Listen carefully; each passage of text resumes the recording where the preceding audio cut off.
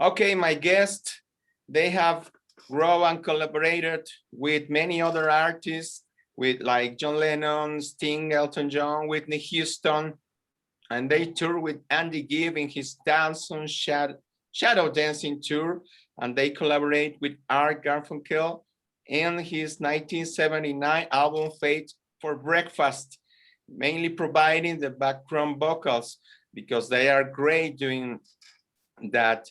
So, ladies and gentlemen, it's my honor to introduce American singer-songwriter, two beautiful songs, great vocals, Bobby and Billy, the Alessi Brothers. Welcome. How you doing, Arnold? Thank you very much. It's my pleasure and my honor to be here with you. And the question is, you grow with all these several artists, but you are great artists also. And I love your songs. And let me tell you something. I was listening one of my greatest, one of my favorite songs, and it's I'm Gonna Tell Her Tonight. It's a beautiful ballad. I love that song too. I love it. And did you do this album with Quincy Jones? Yes. Yes, he was the executive producer, and actually Christopher Cross was the, everyday producer. Quincy was producing from his home in Bel Air, and he would have us come to his studio and we'd go over certain things. And then he would make his opinions, and we'd go and we recorded a lot of that album in Austin, Texas, and also in California. Oh yeah, that is the album. That is it. I love it. Yes, thank you. I think it's a very nice cover, both of you. It's like having a mirror in front of each other. It's beautiful. Yes. Oh yeah, it's a beautiful picture, and I was thinking that it's a jewel for all the listeners, because I was listening the whole album and it's beautiful. You know what? I don't know why it remembers me a little some of your compositions, your songs, to the Beatles and the Bee Gees, all these. Do you have influence from the 50s and 60s? Well, actually, our first influence, as I remember, because we remember Stan Getz. Remember? Yeah, we used to listen to jazz when we were little. Yeah, and Little Anthony and the Imperials. And this is when we were like, babies, 6, 7 years old. And then our mom, when we were about 8, I guess, the Beatles showed up on American television, and our mom was like, the Ed Sullivan Show. Yeah, and we saw our mother and our older sister jumping up and down, and we said, that's what we should do. Yeah. yeah. And I have, when I ask this question to other artists or producers or songwriters, they answer, most of them, that the Beatles are a big influence to them. It's very common to hear that from them. But I will ask, what is your favorite group of band beside the Alessi Brothers? It could very well be the Beatles, but we always also have a real strong affection for the Beach Boys. Yeah, we love that. And also the Bee Gees. I guess any band that starts with a name with the letter B, we like them. Beatles, Beach Boys, Bee Gees. Billy and Bobby. Yeah. You have been working together for many years. You all the time you get along very well. You never have any kind of problem within you, because sometimes in the Bee Gees or some bands that are brothers, they have differences. So you work very well. You understand very well all the time. We've never made solo albums, if that's what you're asking. Yeah. Yes, we're still a group. That is true. Yeah, I'm very happy because you are still doing a lot of things. You are writing all the time. You are singing, and I feel happy for you, because it's so proud for America that you doing this, what you really know how to do it. You are very professional guys. And I think that I suppose that you will be doing all this your whole life, the rest of your life. Yeah, we have a new album coming out very shortly. We recorded an album 2 years ago in Holland. It's entitled Netherland because we did it in the Netherlands. Yeah, we try and do about an album about once a year. And our new album is going to be called So Many Maybes. And it's a good one, if I do say so myself. Yeah. Wow. You're working all the time, but you have a period of time that you didn't record an album for many years. Right. Why you have this period of many years of vacations, or what were you doing? We actually we were making music that whole time, but we were making music for advertising. We have done, between my brother and I, we have done hundreds and hundreds of famous commercials, you know, for TV and radio and everything. And Coca-Cola, Pepsi, all the. Diet Coke. That's how we got to work with Elton John and Whitney Houston. And we were very good at it. Yeah. And so for a good 20 to 25 years, we were busy doing that. There was no time to make records. And also, we took a break so we could have families. You know, Yeah. we got married and had kids. You know, Yeah, when you're touring, it's very difficult to have a family. to have a family. Yeah. Unless you do like Paul McCartney and put Linda in the band, you know, or like John Lennon with Yoko. It's true. That is it's a good well, excuse for touring with a partner. It's great in that way. But I have heard that in 1977 you have a hit single, "Oh Laurie," and this was a success for you. I listened to it and I think it's a great song. You both write your songs? Yes. Yes. We there's always one of us starts the idea. There are a couple that we just did right from scratch Yeah. together, but mostly it's you're sitting home and we don't live together. We did many years, but usually you're in your room or your little studio and you start with an idea and bring it to the other guy, you know, and then we develop it together. Yeah. We are having this conversation for Mexican fans. So the question is, have you ever toured Latin America? Do you know these Latin American countries, or is something that you would like to do? That's something we would like We to do. always wanted to do that. We have a lot of fans in South America In Brazil and to this day, you know, we talk to them all the time on Facebook and they say, you know, when are you coming? when are you coming? We would love to come down there. We've been to Japan, you know, and all over Europe. Yeah, never made it to South America or to Australia. Yeah, but Wow. we do have fans there, you know. And we love our fans in Mexico. Thank you, guys. Oh Mexico, yeah, beautiful yeah. country. You have fans, and I am one fan too here with you. You are so great, guys. I Byron, love. we're gonna write a song about Mexico.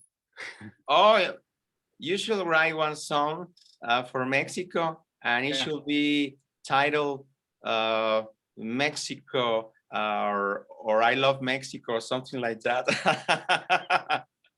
Let's Yeah. go. Yeah. So another question that I have here for you, it's you did something for Milk and Honey album for Elton John, but John Lennon and Yoko. That was that. that John Lennon. was after Lennon tragedy or when he was in the No. studio. He was still alive at that point when we did it. That was one of their last albums, John and Yoko, Milk and Honey. Wow. And how do you feel? Because I am fan also of John Lennon legacy of those songs. For me, he's one of the greatest songwriters. How I do you agree. feel working with him? How do you feel the environment in the studio? Complete honor, but we were actually Yoko was in the studio and we did a whole bunch of background vocals like we do, you know, the kind of lush vocals we do. And Yoko came in and she said, "Oh no. Yeah. No, we want you to sound more like a flying elephant. And we said, what? What? A flying elephant, like Dumbo? You know. But anyway, yes. But Phil Ramone, who produced all of Billy Joel's records and was a great engineer, you know, and a great producer. And Paul Simon too. And Paul Simon, and he's the one that hired us. He said, "I want you guys to come over and sing on the Milk and Honey album." So we worked for him mainly. And when Yoko came in, she was a little out there, I gotta say. You know, I mean, we sang on one song. I don't know if you've listened to the Milk and Honey album, but some of her songs, like the one song started out like this. And it just kept going like that. And we said, what do you want us to do? You know, flying elephant, you know. Okay. Well, we also worked with Paul McCartney, Sir Paul McCartney, I should say. Yeah. We did, he had an album of remixes of all his songs from the 80s, and we did No More Lonely Nights using his voice and our track and our background. Yeah, we sang vocals. backgrounds to him. It was great. But we also sang with Barbara Streisand. We sang on the Main Event, which was a movie soundtrack. And Frankie Valli's a very good friend of ours. He's done a bunch of our songs. As you mentioned, we worked with Sting. And oddly enough, we've even worked with Kiss. Yeah, wow. We worked with this guy. You know who this guy is? Oh yeah. Peter Frampton. Yeah. He's great. Also, he has Mexican fans here in Mexico, Peter Frampton. He did one of our songs, Rise Up. We wrote for him. And Wow. he invited us to his house where he was recording the album. And we drove up to Westchester, and he had a beautiful, beautiful place. I think we had to drive about 2 or 3 miles before we got to the house up on top of this hill. And he had a trampoline. He had a trampoline, and this was the days that not everybody had a trampoline. You know, nowadays everybody has a trampoline.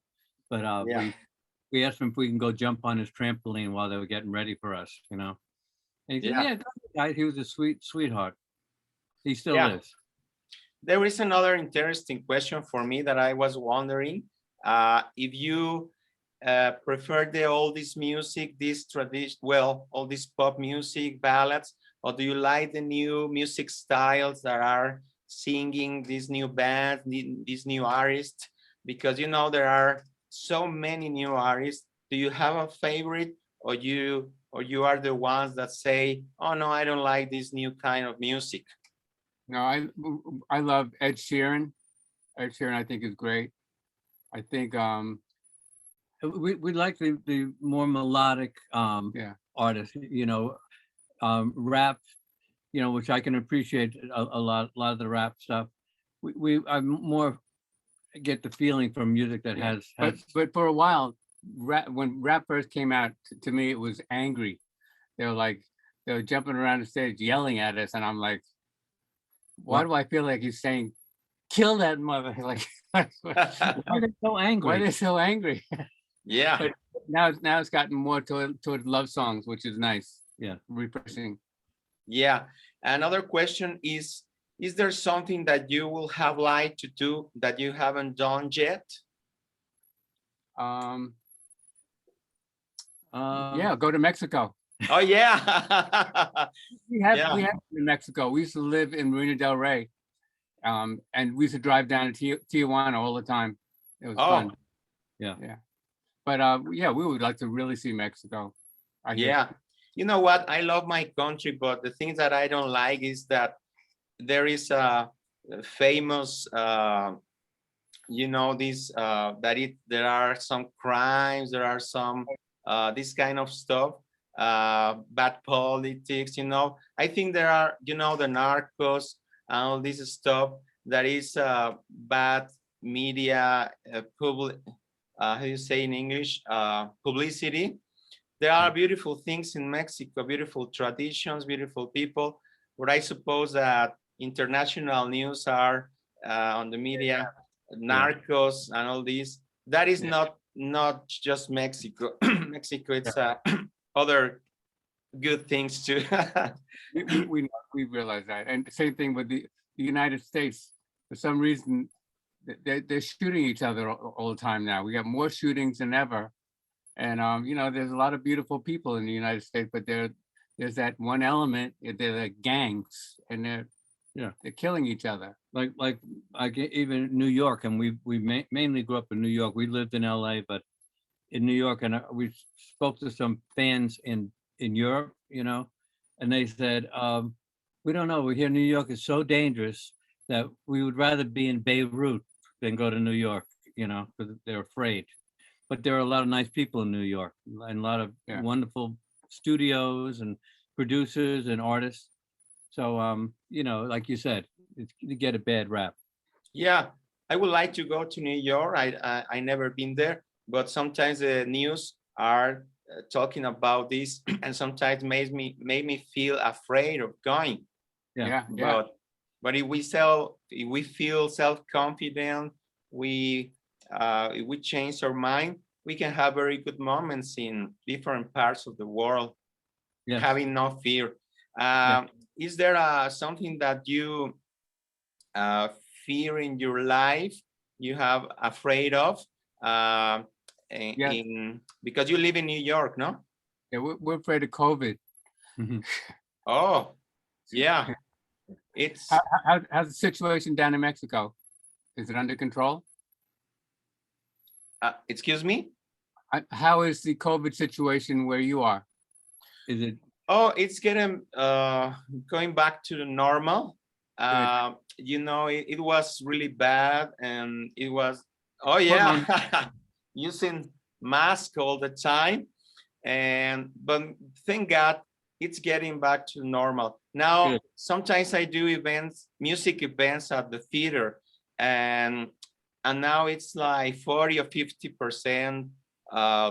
It's not 100% still, but little by little, maybe in 3 or 4 months, we are going back to the normal. The vaccines. Just before the pandemic came down, we had a show that we sold out, and then all of a sudden they said, okay, they closed all the clubs. No shows, no, and so we still owe our fans that show because they never refunded the ticket money.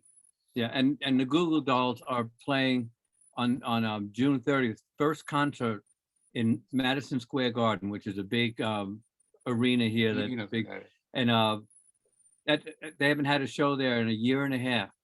So it's going to be the first show on June 30th, and it's going to be the Google Dolls, and it's 100% capacity. Wow! So they can fill it up. Oh yeah, and I was thinking to go to the Elton John finale tour, a farewell tour. I don't remember what's the title of that, but it was canceled. Everything was canceled. Yeah. I was a little bit disappointed for all this pandemic, because I was doing also music shows, and I didn't have the money to as an income, so it was a little bit sad. But you know, there are always good things in life. And talking about these tragedies that happen in the world, what is your advice? What will you tell to these people that lost family members, or that are with anxiety or depression, or with no money, with all this pandemic? What is your advice, guys? Well, I'd say grasp onto something that you love, like some music and great songs, and fill your life with love, and understand that some things you can't change. So you just try to enjoy your life and fill your heart with. And I also beautiful music. I think you know, people do kind of like give in to depression, and I believe that you can overcome it by just making yourself, if you think happy thoughts, and you know, say, you know, the world is great. It's a beautiful day today. Tomorrow's gonna be another beautiful day. You know, things are looking up. I think that's that's the attitude. See beautiful flowers or a beautiful sunset, and realize that the world is still a good place. Yeah, after the storm, after the big storm, there is a shine of the sun, and we have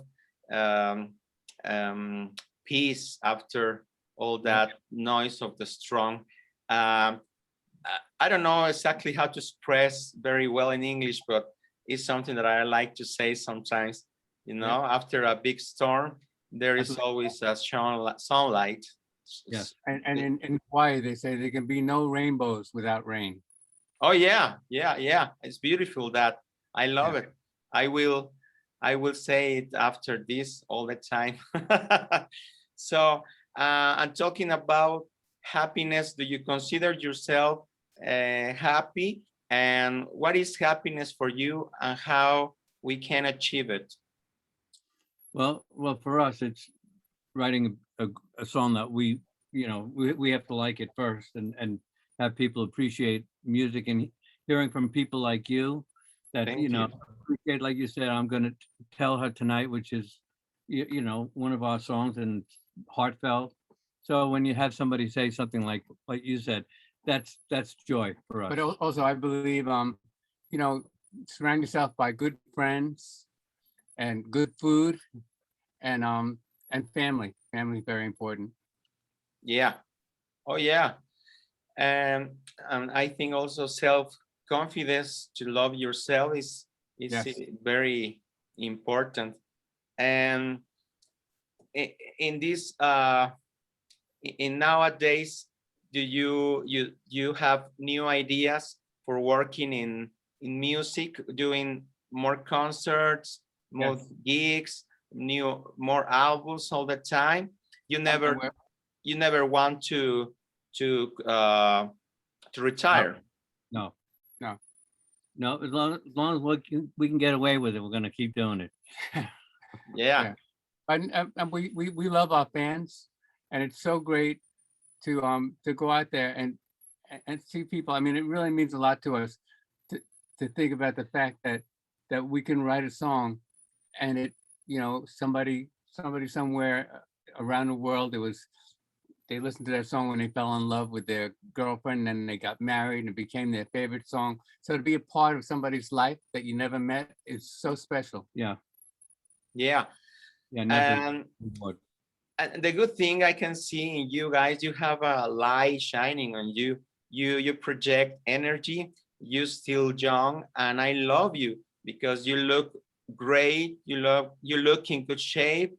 You Thank you. look in oh yeah, very good shape. Do you exercise? I'm fatter than him. I'm not going to stand up. No. Well, no, just a little bit, but you are very similar, guys. So there is well, another question. My last question is, what will be your advice for the new generations? This is very important to me because I always ask this question. What will be your advice for new generations of musicians, of talented people, singers, bands? There are millions of talented in the world, but they don't know how to achieve success. What is your advice for them to achieve their goals in the music business? I'd say to follow your heart, and do what, if you have talent and you love music, let it come from inside, and don't try to emulate something else, copy somebody. And one other thing is, don't ever give up. Yeah. I remember when I first started learning guitar, it was hurting my fingers, and I put the guitar down and said, "Oh, this hurts too much." And my father, he threw an empty milk container at me. He said, "Pick that guitar up. Don't give up." And I did, and I'm thankful I did. And I think one of the hardest things that you said is, the hardest things is not to copy someone, because we always watched, music videos or concerts. Sometimes it's hard not to copy. Isn't that true? Everything It's a little bit like something it's else. derivative of something. So I wouldn't let that upset me. Or, sometimes you write a song, and I hear, famous people write songs like Billy Joel, and he'll write a song and say, wow, that's a lot like something else. But everything is derivative. So don't let that get you down. Yeah, just go forward go with ahead. it, and it comes from your heart, even if it might resemble something else. You can cut your own path. Yeah. Yeah. So I am very glad to be here with you, and cheers with water for this. Yeah, Yeah, here's to you. cheers. Yeah, yeah. Mm. Cheers for your health, guys. Oh, thank you. Cheers Thank you. for your energy, because you are great and you are inspiration for many young people. And I listen to your records, I listen to your albums. We really want the Alessi Brothers for many, many years. One last thing that you would like to tell to your fans, or whatever thing you want to say. Watch for our new album, So Many Maybes. I'm gonna play a little bit of it, all right? Yeah. Play a tiny bit of it. What are you gonna play? I'll play Don't Bring Me Down. Okay. Okay. This is a brand new song. We're still working on the mix. Still working on it.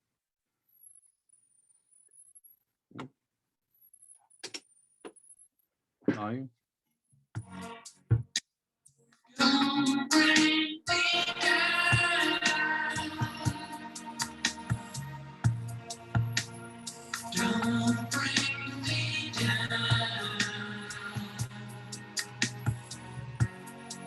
It's like I'm in a hot air balloon. You got me halfway to the moon.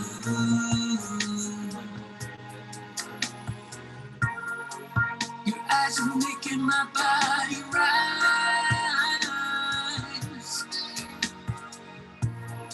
Such an inflating feeling inside.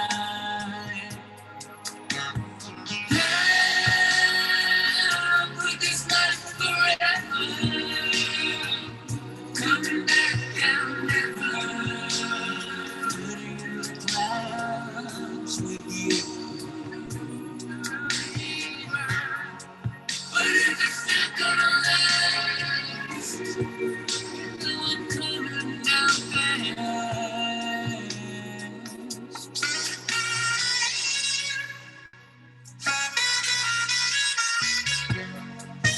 So that's Wow. Can you hear it? I love the melody. I love the rhythm. I love the sax. I love the background vocals. I love your voice. Billy wants me to play one other song. This song is very topical of what's happening. This is called "There's a Chance." There's a chance. There it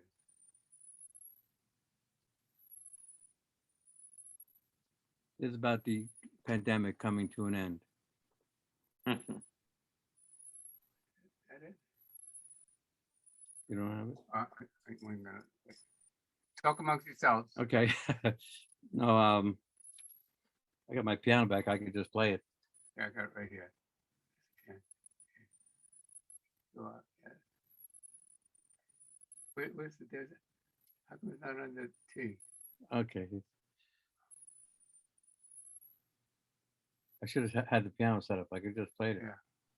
I'm play all the while. That's what we called it. Okay. Here it is. There it is.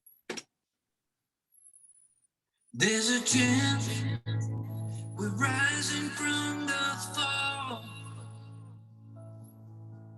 There's a chance we're getting back our word. We've changed our ways, and we will not forget these days. There's a chance we'll never be the same.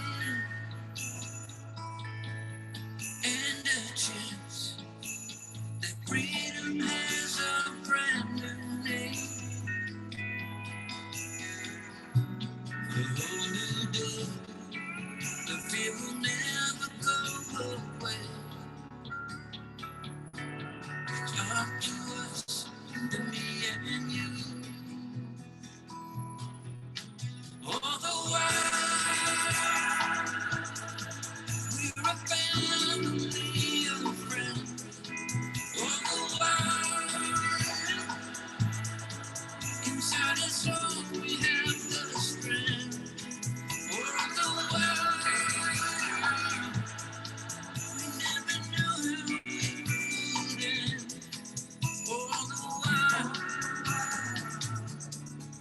there's a chance. There's a Wow. chance. We're getting. I love you guys. This is wonderful, you know, and listening here online, your music, it's wonderful. This has different elements. This one is like with a different effect in the voice and sounds very different. Yeah. You have good. Arnold, if you let's keep in touch. And when this album is all done, I'll send you a copy of it. But Oh, thank you very much. Thank you. You're very kind. I really love you guys. Thank you. You're very kind.